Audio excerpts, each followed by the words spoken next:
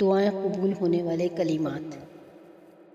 سیدنا انس بن مالک رضی اللہ تعالیٰ عنہ سے روایت ہے، نبی صلی اللہ علیہ وسلم نے فرمایا،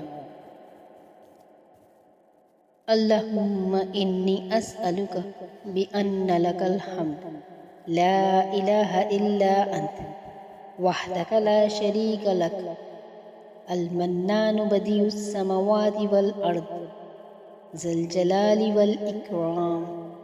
اے اللہ، بے شک میں تجھ سے اس وسیلے سے مانگتا ہوں، ساری حمد تیرے لیے ہیں، تیرے سوا کوئی معبود نہیں، تو اکیلا ہے، تیرا کوئی شریک نہیں، بہت زیادہ احسان کرنے والا، آسمانوں اور زمین کو پیدا کرنے والا، اے جلال اور اکرام والے۔ تو نبی صلی اللہ علیہ وسلم نے فرمایا، یقیناً تو نے اللہ سے اس کے اس اسم اعظم کے ذریعے دعا مانگی کہ جب اس کے ذریعے پکارا جائے تو وہ جواب دیتا ہے، کہ جب اس کے ذریعے مانگا جائے تو وہ عطا کرتا ہے۔ مسند احمد جلد 19 حدیث نمبر 1205۔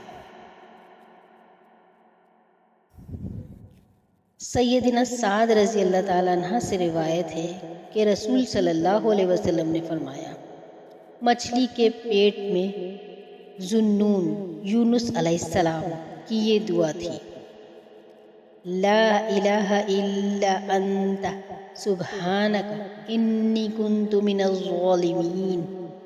تیرے سوا کوئی معبود نہیں، تو پاک ہے، یقیناً میں ظلم کرنے والوں میں سے ہوں۔ جو مسلمان آدمی کسی بھی مقصد کے لیے ان کلمات کے ساتھ دعا کرتا ہے تو اللہ تعالیٰ ضرور اس کی دعا قبول فرماتا ہے۔